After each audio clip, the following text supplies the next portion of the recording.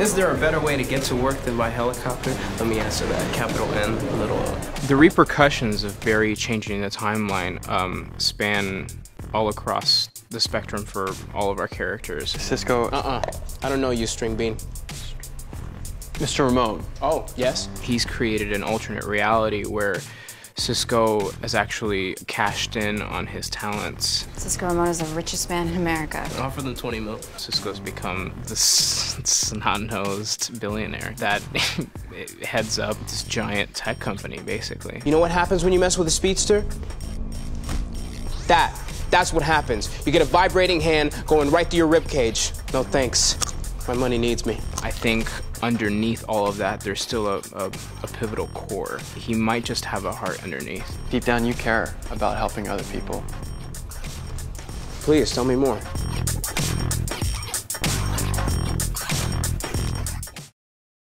Hey YouTubers, it's Charlie. So good news, Flash is back this week. We got a whole bunch of new stuff about the first couple of episodes. We even learned what's going on with Jesse Quick, so this is going to be a breakdown. So let's start with the Cisco stuff first, because he's got this Thomas Wayne vibe that he's giving off, only it's kind of like in the direction of douche rather than like hardcore. Like the difference between Batman and Thomas Wayne is that Thomas Wayne during the Flashpoint storyline does all the things that morally Batman refuses to do. Like he kills people, he uses guns, things that the Bruce Wayne Batman of the main timeline would never do. So it's meant to be a reflection of how wrong the Flashpoint timeline is. Like, oh my god, this is terrible, everything's a nightmare, we have to fix this. So this version of Cisco is just meant to be like the complete opposite of our main version of Cisco. Totally selfish, only cares about money, doesn't want to help anybody but himself. So the way Wally, Iris, and Barry are looking at him, I mean, one, they're kind of laughing at him like, what the hell is going on here? But it looks like Iris doesn't know him.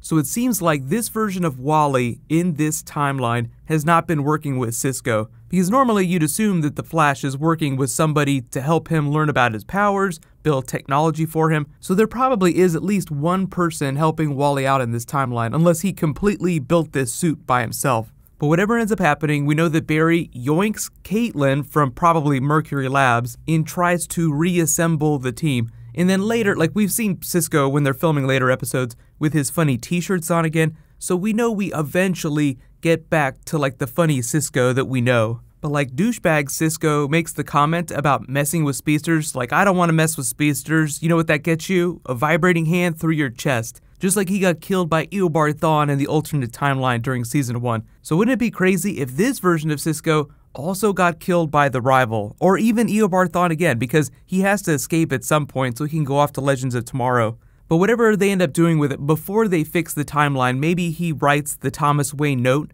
to his other version of Cisco. So we'll see. We only have a couple more days to wait. Like literally the Flash is coming back on Tuesday. It's going to be so awesome. Congratulations, you've made it all summer. Everything is back. They've been filming the 100th episode still. Like Stephen Amell posted this funny tweet of how his schedule is going to work this current week. So like they're still working on it. So he's working on all 4 different shows concurrently. So like one day he goes on to one show, the other day he goes on to another 2 shows, the other day he's back on his show, and that's just how they're filming those 4 episodes this year. So instead of filming like an entire episode of Supergirl, then having everybody film the episode of The Flash, then film the episode of Arrow, they're all doing it concurrently. So it's actually really cool.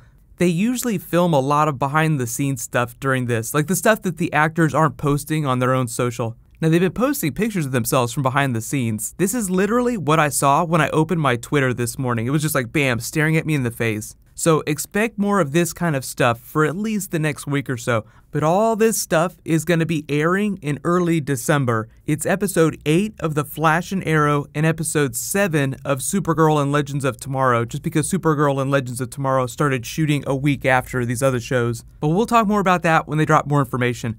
The other really cool thing about The Flash Season 3 that we learned is they released a description for episode 3 and it teases a speedster Jesse Quick. So we will see full-on comic book costume Jesse Quick running with Speed Force. So the teaser is that like the villain of the episode's called Magenta. That's the name of the rogue that we're going to meet. She's being played by this girl here, so already you're like, oh wow, this is going to be pretty cool. But then you find out that Earth 2 Harrison Wells and Jesse Quick come back, so we know that it's the Earth 2 version from last season. Don't know if they've been changed by Flashpoint, but I'm assuming that they actually fixed Flashpoint in episode 2, so we're back to the regular timeline, and that's why it's Earth 2 Harrison Wells and Jesse Quick. But they come back, and Harrison Wells confides in Team Flash and says, Jesse Quick has Speed Force powers. She's been saving people on Earth 2. I want you to tell her to stop using them. It's too dangerous. Like, he's worried about her.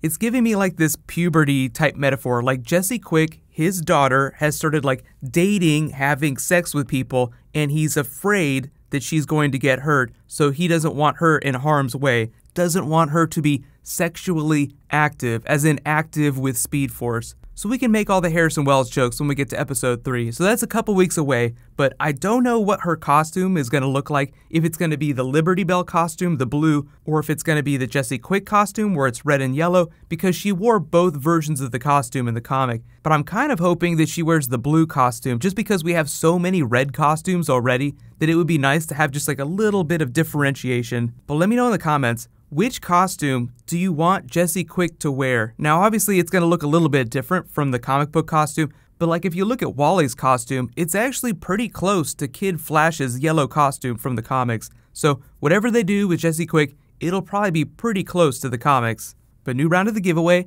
all you guys have to do to enter is be a subscriber and leave a comment on this video. We're going to have all kinds of DC stuff dropping next week. I'm still working on Luke Cage videos, so my next video for that should post tomorrow. There's some really cool Game of Thrones stuff that I'm going to post tonight. And if you guys didn't know, Westworld is premiering on Sunday. That's on HBO. It's like a sci-fi series. It's kind of like Game of Thrones, only with a more sci-fi slant. It's like their new big genre show that's going to air this fall. So be sure to check that out. I will do a video for the first episode. But get hype, everything's back. So just a reminder, Flash and Arrow back next week. Supergirl and Legends of Tomorrow are back the week after that.